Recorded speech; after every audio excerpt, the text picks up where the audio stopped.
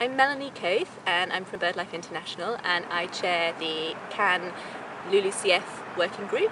So LULUCF is land use change in forestry, and it's the rules for rich countries, how they account for emissions from their land. And essentially right now they are using the LULUCF rules as an opportunity to avoid accounting for emissions, which is the reason why our group is engaging with these negotiations to try and stop LULUCF being a loophole.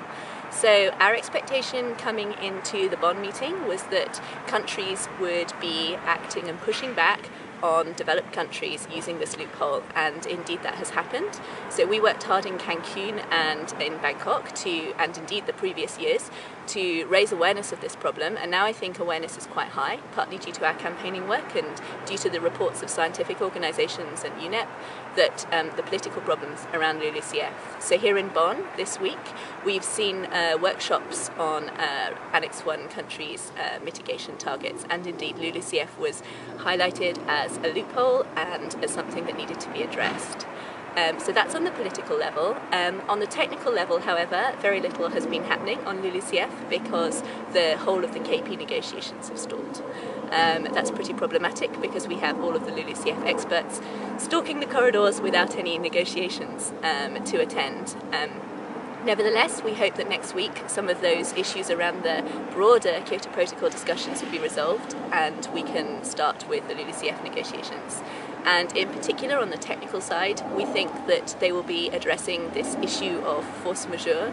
So what happens to the emissions from land and forest if there's an act of God or a hurricane or a big storm, where emissions from the forests that are felled by that event are so significant that it would actually make it very, very hard for countries to meet their targets. Now that's fair enough, that's reasonable, but actually what we are sensing from the conversations we've had so far is that parties want to use that as yet another way to avoid accounting for emissions, and that's very problematic.